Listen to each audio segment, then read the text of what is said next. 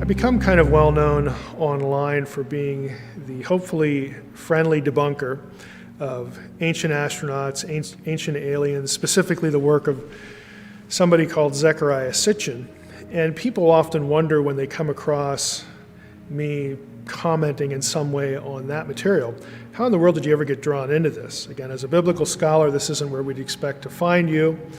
How did this all happen? Well, my story really begins in what should have been the first year of my PhD dissertation. Once I got through my comprehensive exams, I felt kind of burned out, and I thought, well, it's not going to kill me to skip a year. They give you 5 years to do this thing, so I literally decided to skip a year, what would have been my first year of the dissertation, and do something fun.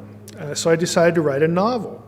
Now, I had a command of ancient texts and ancient languages because that's what my PhD is in, and I'd always been interested in paranormal stuff, particularly UFOs, so I decided, hey, why don't we throw all of that in a blender and see what comes out?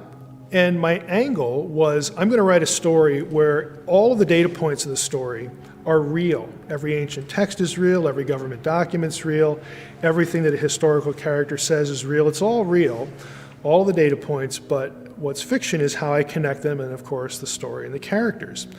Well, I did that, and to make a long story short, somehow or another, I got invited onto the nation's most listened to late night paranormal talk show, Coast to Coast AM.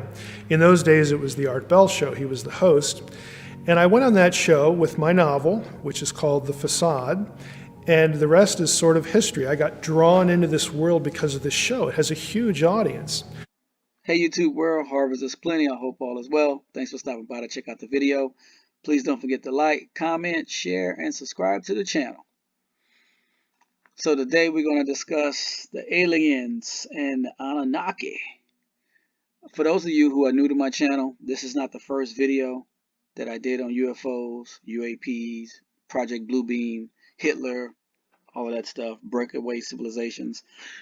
I did a series on that. I'm going to link it below. Take a look at all the videos that I did, and should be eye-opening for you.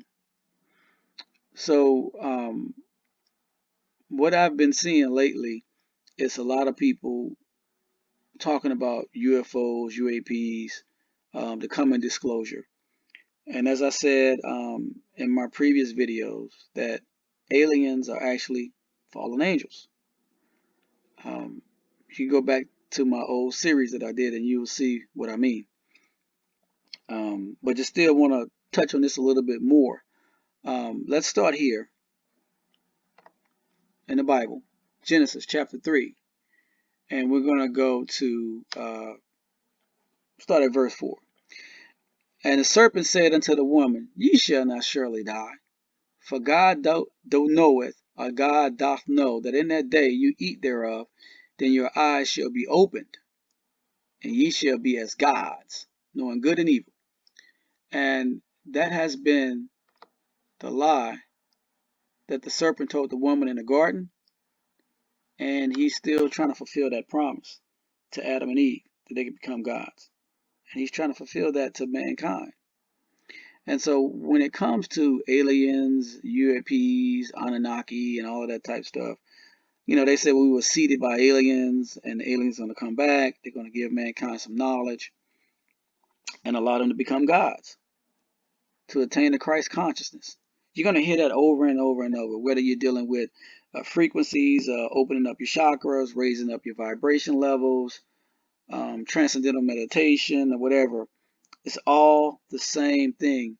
Man can obtain the Christ consciousness and become gods. If you turn your Bible here real quick to 1 John 2:18, it says, Dear children, this is the last hour. And as you have heard that the Antichrist is coming, even now many Antichrists have come. This is how we know it is the last hour. And so we're in the end time, the end days, as I said before. And the haters of Christ, the haters of the church, they will continue to grow. And they're going to come with all kind of deceptions. And you need to be strong in your word. and strong in your knowledge. Study to show thyself approved. So you could easily pick apart a lot of this stuff and foolishness that they say. One of the things I have always noticed is that a lot of people on the circuit that's attacking Christianity, it doesn't matter if they're from the religious community, the UFO community, or whatever case may be. A lot of them, not all, I'm not painting everybody with a broad brush, so not all, but a lot of them have one thing in common. They're Freemasons. Isn't that funny? And a lot of times you could tell that they are Freemasons simply by the handshakes that they do give. And so here's a quick look at secret Masonic handshakes, right? In an apprentice, they press the hand hard against the top of the first knuckle. The second degree of Freemasonry, which is called a fellow craft, they press the top thumbs hard against the second knuckle. And then the Master Mason, which is the third degree, Blue Lodge, they place the thumbs hard in the space between the second and the third knuckles. So everything is based on the knuckles when you're in the Blue Lodge. And so when you see Zechariah Stitchin, when you see Steve Greer, and a lot of other these experts in the UFO community, one of the things you're going to notice is they're giving each other the Freemasonic handshakes. Take a look at this.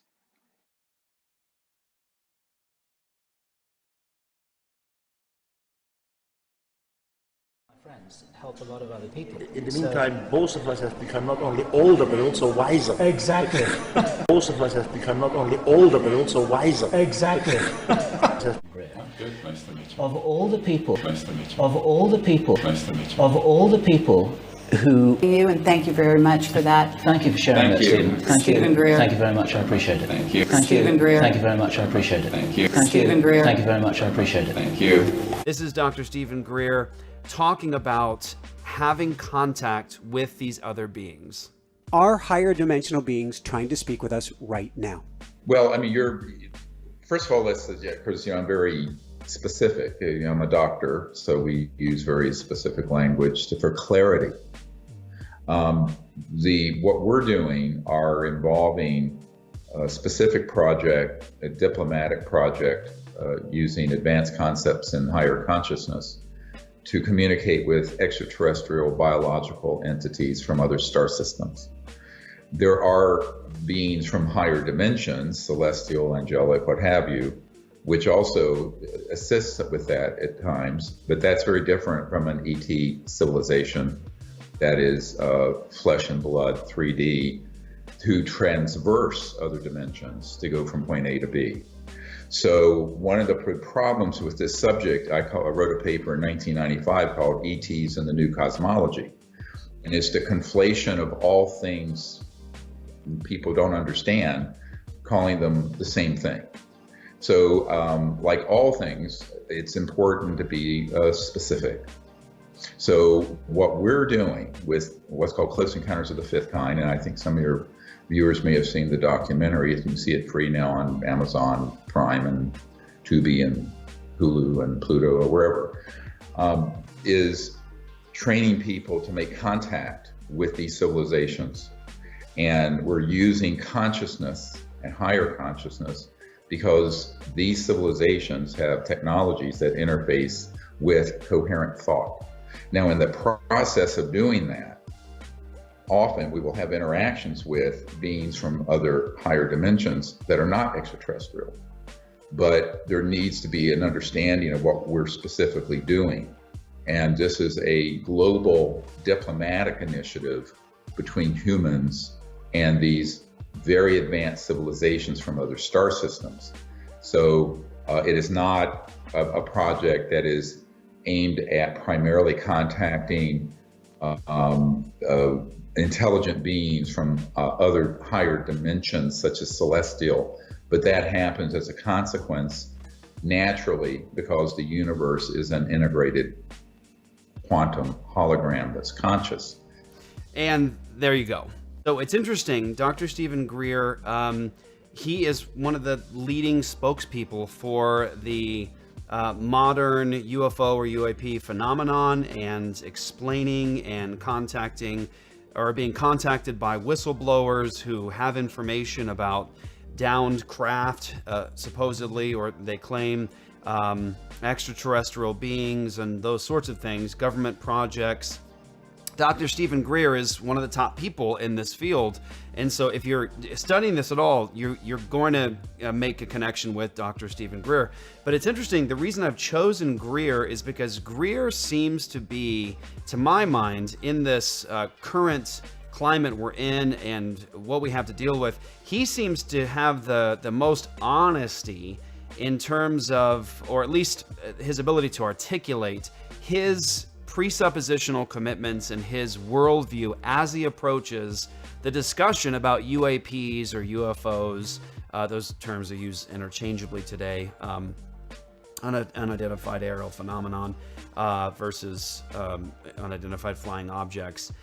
He has the ability to articulate his worldview. So you'll hear him here saying, things like quantum hologram that's conscious. You hear him talking about the oneness of the universe. You hear him talking about things like non-locality and, remote viewing and transcendental meditation, Era 3 stuff. Dr. Stephen Greer is essentially articulating the normative language and definitions and worldview of the committed New Ager and the person who's committed to witchcraft, the occult, divination, and all the rest. And so what you'll see is we have this very strange phenomenon. We've got lights in the sky, things that defy what we understand about physics and those sorts of things. And so then the answer from Greer is, well, we need to be able to communicate with these beings through meditation and contact. And what he's essentially describing is something that is condemned in Scripture, something that is as old as the hills. It's something that humanity has been involved in as long as recorded time. People trying to make contact with the dead at times, or higher celestial beings, angels, demons, those sorts of things. And that brings us to this guy, Zachariah Stitch. May he rest in peace, because he's no longer here. And maybe he's not resting in peace because he doesn't believe in Jesus Christ as his Savior. He's a Freemason, and he also believes in aliens and Nibiru. He's the person who made the term or the word Anunnaki famous.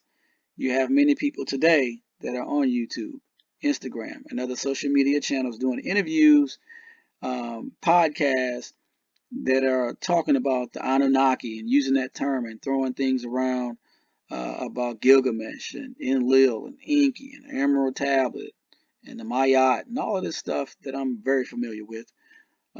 Calling Egypt Kemet, that's what they used to call it, the original term. Just trying to confuse people. And if you're not up on game, you'll be very confused by these folks. Even Jordan Maxwell, who I was awakened by Jordan Maxwell and Bill Cooper back in the day when I was in college. Even Jordan Maxwell, who preaches astrotheology, he's also a Freemason of the 33rd degree. I have an interview that you guys are getting ready to see between Jordan Maxwell and Zachariah Stitchin. And at the end, when they close the interview, they give each other the Freemasonic handshake. Check this out.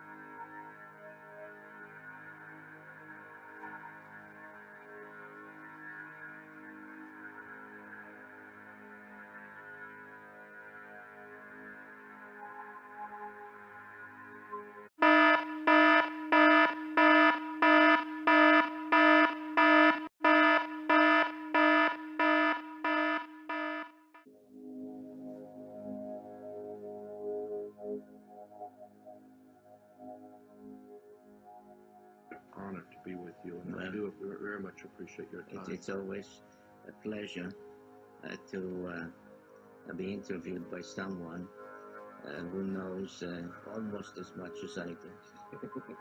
I leave a little from myself. You are a giant, and I Thank appreciate you, your time. Thank you very much. Bye-bye. And thank you very much for watching. You are a giant. You are a giant.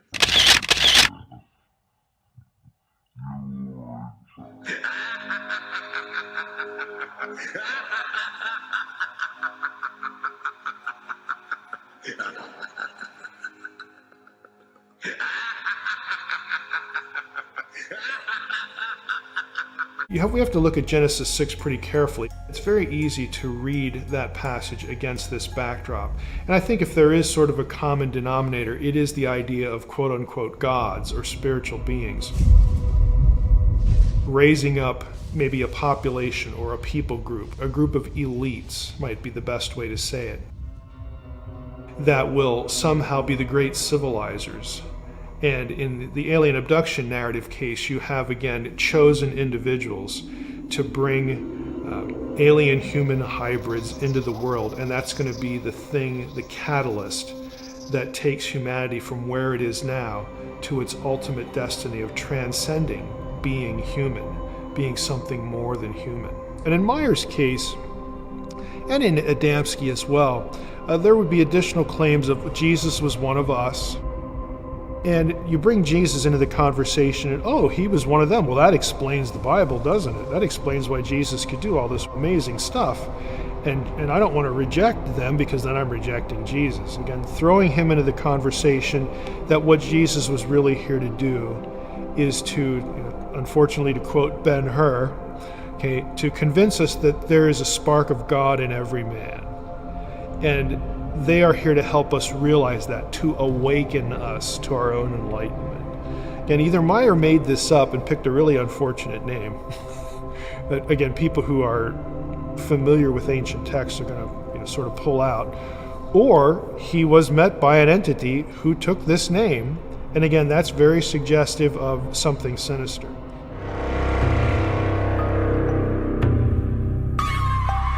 So what about stories that we hear about ancient aliens? Did ancient aliens really put us here? Are they really our creators? Did they give us the technology that we have either now or in antiquity?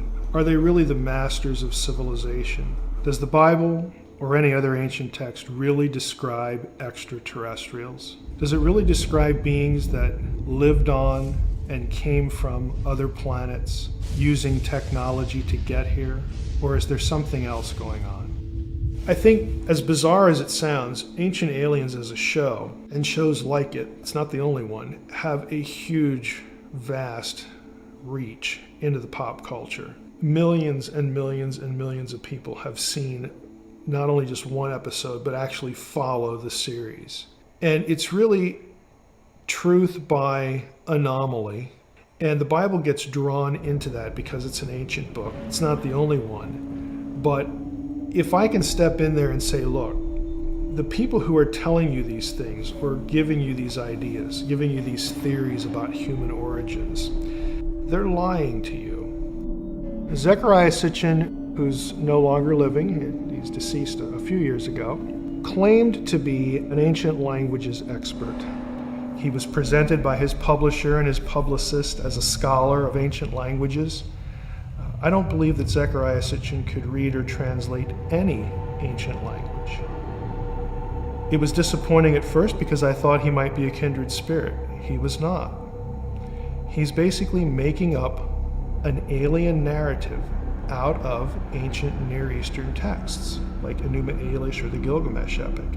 And his claim to fame, and his original book is called The 12th Planet, where he describes his belief, based upon his alleged translation work, that the Sumerian tablets describe a civilization of extraterrestrials known as the Anunnaki, who came to Earth from a planet called Nibiru and created human beings and or genetically modify an existing ape-like creature to create humans out of that thing. This is his narrative, and he has convinced millions of people this is the true history of life on this planet. Now, the reason that's demonstrably wrong is you can actually go look up online the term Anunnaki in all of the Mesopotamian texts that Sitchin cites. You will find that there isn't a single tablet that has the Anunnaki on Nibiru. You will find that Nibiru is actually described as Jupiter or Mercury or just a star, but no planet, again, out in the outer reaches of the solar system where Sitchin puts it.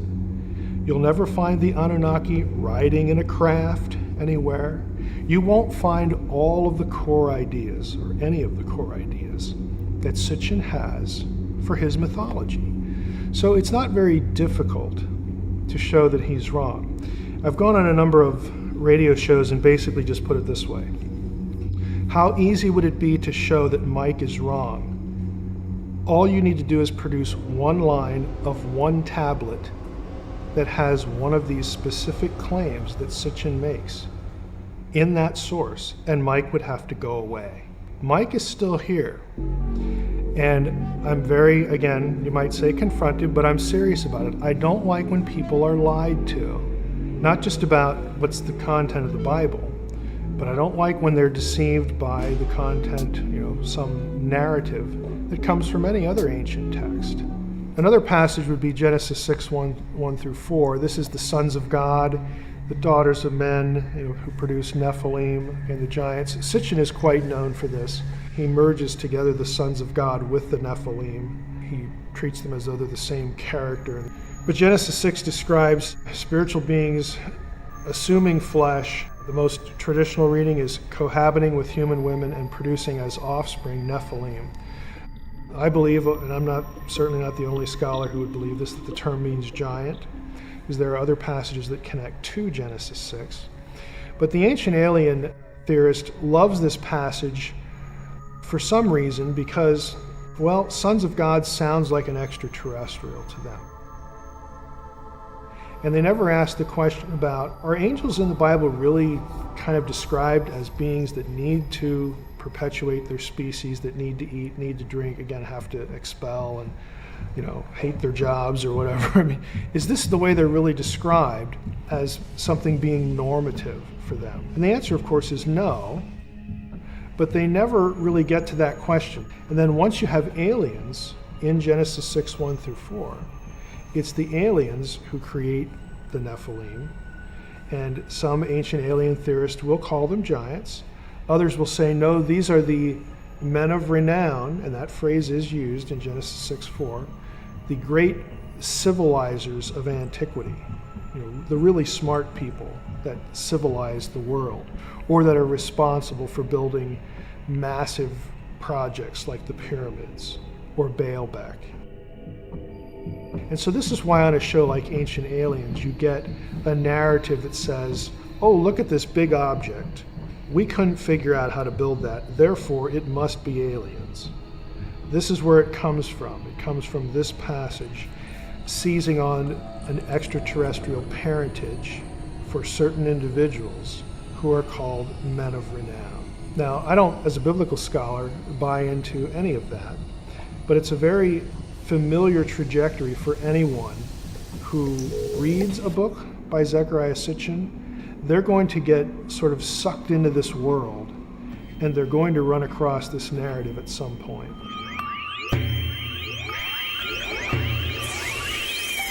I was invited to speak at the Bay Area UFO Conference, and I was invited to speak about ancient astronauts. I'm an ancient studies scholar. I'm a biblical scholar. This is great. He was on Coast to Coast, and that was a wonderful interview. Let's have this guy come out and do this.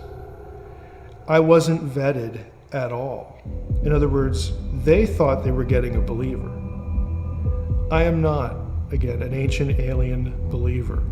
So I went to the conference, and I basically did a lecture on Zecharia Sitchin. And I went to this conference and basically tore his work apart. There's really no other way to say it. And I tried to be nice about it, but I wanted to be firm about it as well, just dissecting where his errors were. I was asked to leave the conference. I didn't get paid. That was okay, though. I've never been invited back, nor did I expect to ever be invited back. But the great thing about the event was my second session, which happened before the one that got me in trouble, was a lecture on could Christianity accommodate a genuine extraterrestrial reality? When you take that topic, you have to get into things like, well, would Jesus have to die on other planets? How would aliens be atoned for? And so it was well worth the visit, and it was worth getting tossed out of the place to do it. So that was very eye-opening by Dr. Michael Eisner.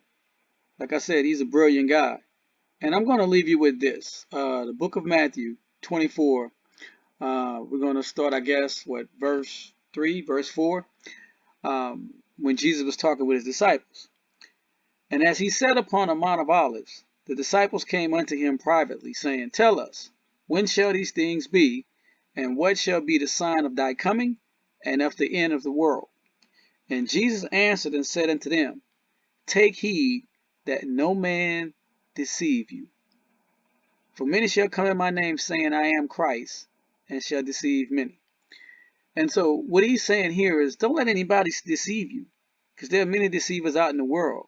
And when he said that many shall come in my name, saying, I am Christ, to me, they're talking about people supposedly becoming gods and obtaining this Christ consciousness, saying they are Christ.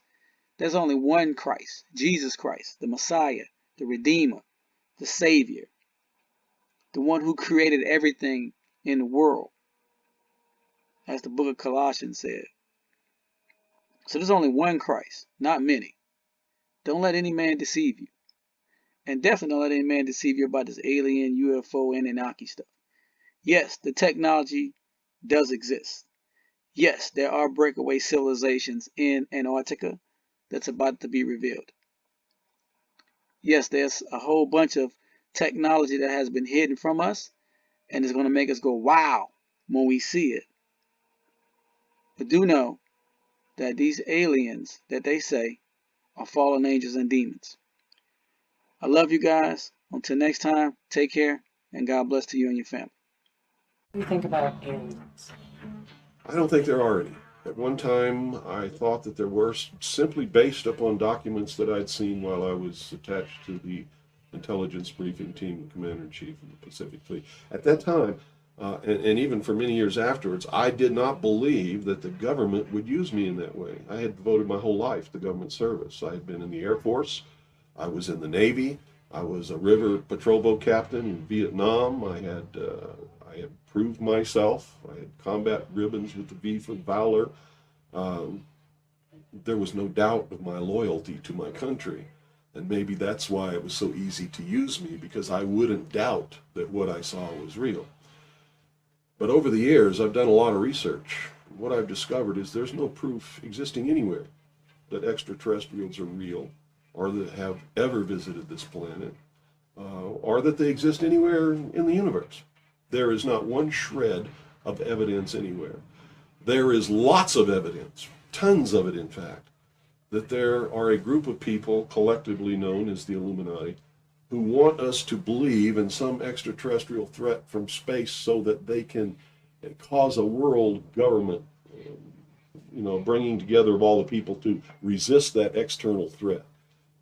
And the first time that I saw any reference to that, I was reading some papers from the Carnegie Endowment Fund, and there was a record of a speech. It was a dinner for Viscount Nishii of the Japanese delegation, the Japanese imperial delegation, in 1917. And John Dewey was one of the speakers. And the first sentence out of his mouth, as I was reading this, I almost fell out of my chair, because this was in 1917, and he said the best way to cause all the people of the world to come together in one world government and end war forever would be if we were attacked by some other species from some other planet. And boy, that just clicked with me, and I knew that that this is just another scam. This is the age of deception. There's no doubt about it. And then 8 times during Reagan's administration, he inserted almost the exact same phrase into 8 of his speeches. And scam. That's what I can tell you. What they call UFOs, these craft that fly around the sky, are real, but they're not piloted by some little green guy from some other planet. They're owned and operated by the United States of America for one, the Soviet Union for another, probably Great Britain, Canada. I think the first really operable ones were probably manufactured in Western Canada, in the wilderness, in a place especially built to create those machines, like we created the Manhattan Project, and the same kind of secrecy surrounded it. So the technology is real. It's been kept secret, and it's been used to promote this concept that there's an alien threat to this earth.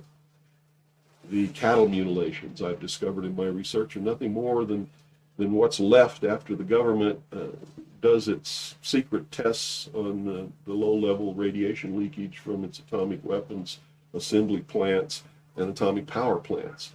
It's a low-level radiation monitoring project. And if you look at what's missing in the cattle, you'll see that it's just as clear as day. They take the lips, they take the tongue, they take a 6-inch patch of skin, they core out the rectum, the colon area, where those kinds of things would collect. They pass through the digestive system. On female cows, they take the udder to check for low-level radiation in the milk. Is it being passed to the calves? And these are all grazing animals that graze on the grass where the radiation falls when it falls from the air. And it's just an incredible deception. And I'm just amazed that people have fallen for it in the manner that they have, in the absence of any proof whatsoever. I mean, they cite hearsay as proof. Well, what about all of the alien abductions? They're not abductions. They're the results of a tremendously successful and very sophisticated mind control operation, all of which has been in development.